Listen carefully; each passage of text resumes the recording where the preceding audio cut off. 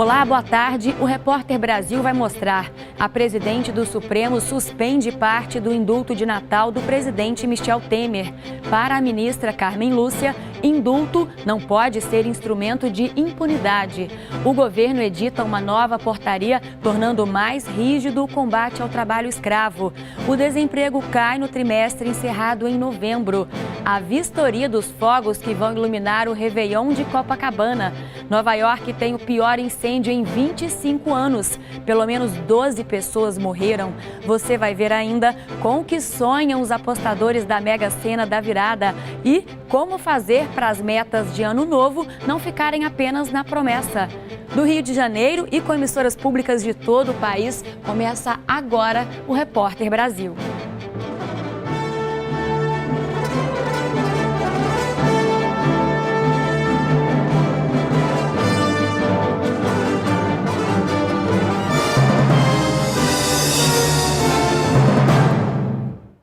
A presidente do STF, ministra Carmen Lúcia, aceitou o pedido da Procuradoria-Geral da República e suspendeu parte do decreto de indulto natalino assinado pelo presidente Michel Temer. Carmen Lúcia entendeu que o decreto é inconstitucional e fere o princípio da separação dos poderes. Foram suspensas 3 das 27 hipóteses de indulto previstas no decreto. Perdeu a validade, por exemplo, a parte que reduzia de 25% para 20% o tempo exigido de cumprimento da pena para o condenado receber o benefício e também o trecho que tratava do perdão de multas.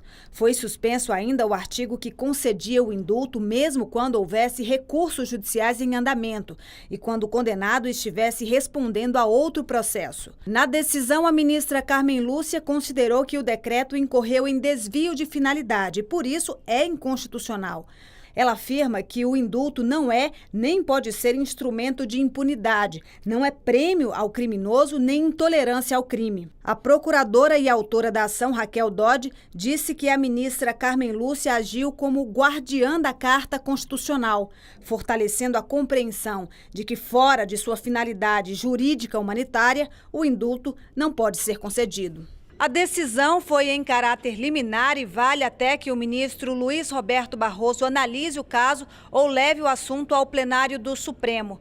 A resposta veio do ministro da Justiça, que não descartou a possibilidade de recorrer da decisão. O presidente recomendou que eu reestudasse a questão e tentasse encontrar uma solução para esses brasileiros ficarem excluídos nas 3 hipóteses e provavelmente nas próximas semanas talvez saia um novo decreto respondendo a esse vácuo que por assim está, observados obviamente os parâmetros da decisão da ministra presidente do Supremo. No Peru, uma marcha reuniu ontem milhares de pessoas contra o indulto concedido ao ex-presidente Alberto Fujimori. Foi a maior manifestação desde que o presidente Pedro Pablo Kuczynski resolveu perdoar Fujimori, que cumpria pena por corrupção e crimes contra a humanidade. Sob o lema Indulto é Insulto, a marcha reuniu mais de 5.000 pessoas no centro de Lima. Entre os participantes estavam parentes das vítimas de grupos de extermínio que agiam durante o governo Fujimori. Nos hemos ceñido a todas las vías legales para alcanzar verdad y justicia en memoria de nuestros seres queridos. À noite, houve confrontos entre policiais e manifestantes.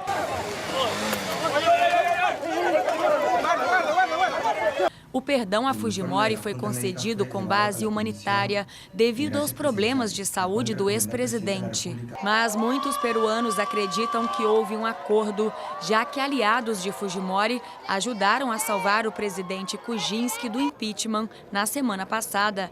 Kuczynski enfrenta acusações de corrupção no escândalo da Odebrecht. O governo editou uma nova portaria tornando mais rigoroso o combate ao trabalho análogo à escravidão. A repórter Selma Dias tem detalhes para a gente ao vivo de Brasília. Boa tarde, Selma. Oi, Flávia, boa tarde a você, a todos. Olha, essa portaria foi publicada hoje no Diário Oficial, foi o último documento assinado pelo ex-ministro do Trabalho, Ronaldo Nogueira, pediu demissão essa semana, inclusive a exoneração dele foi oficializada também no Diário Oficial de hoje. Essa portaria, ela traz definições mais precisas, mais exatas sobre o que seria o trabalho escravo. Que na hora de fazer a identificação dessa prática legal, os auditores do trabalho levam em consideração 2 pontos, que é a jornada exaustiva e também a condição degradante de trabalho, como, por exemplo, condições de higiene e de alimentação. Então, o governo, nessa portaria, trouxe informações mais precisas sobre esses 2 pontos. Uma outra portaria tinha sido editada no mês de outubro, que foi bastante criticada, porque, de certa forma, ela simplificava demais o conceito de trabalho escravo e restringia também a identificação de novos casos. Esse documento foi, inclusive, suspenso pela ministra do Supremo, Rosa Weber. Agora, com a correção, as regras ficaram mais rigorosas,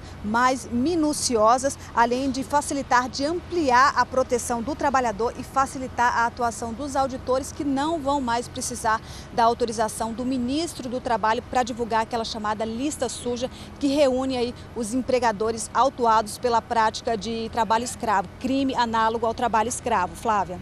Obrigada, Selma. O desemprego no país caiu no trimestre encerrado em novembro. A taxa é de 12%. Os dados foram divulgados hoje pelo IBGE.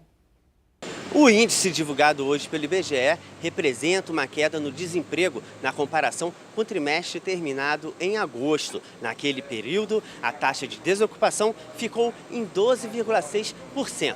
Já no trimestre terminado em novembro, ela ficou em 12%, ou 12 milhões e 600 mil brasileiros. Isso significa 500 mil vagas de emprego a mais. A população ocupada cresceu mais uma vez, apoiada na informalidade. Os trabalhos com carteira assinada caíram 0,5%.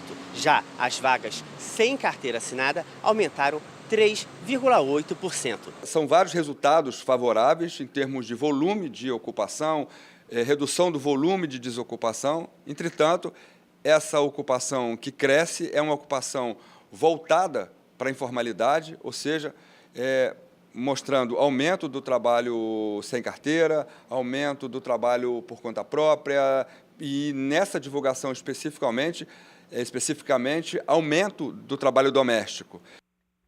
Na comparação com o trimestre encerrado em novembro do ano passado, o desemprego aumentou 0,1 ponto percentual. Passa a valer hoje nas refinarias um novo aumento no preço dos combustíveis. O reajuste é de 1,1% para o diesel e de 1,7% para a gasolina. O aumento real para o consumidor depende dos postos. A expectativa para a chegada do ano novo é ainda maior para quem jogou na Mega da Virada. Eu joguei. São 280 milhões de reais em jogo.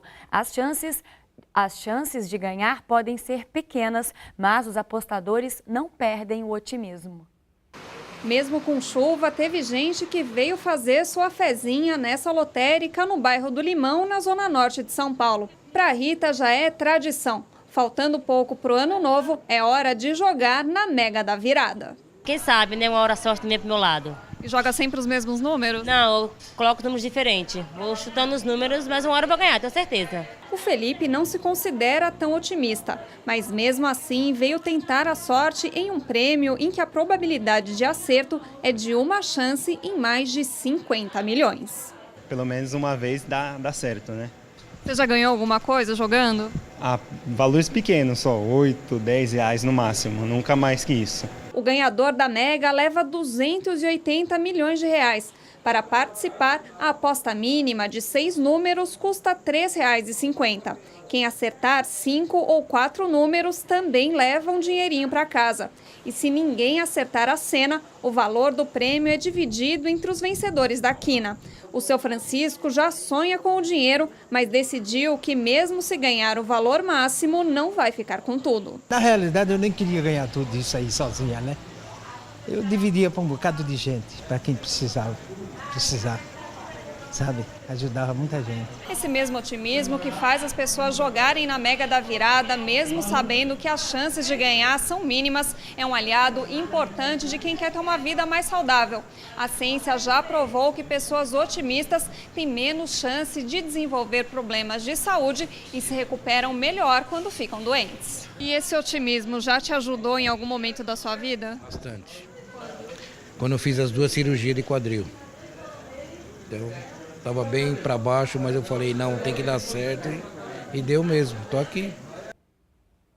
No próximo bloco, incêndio em Nova York mata pelo menos 12 pessoas e os cuidados para evitar acidentes com fogos de artifício no Réveillon.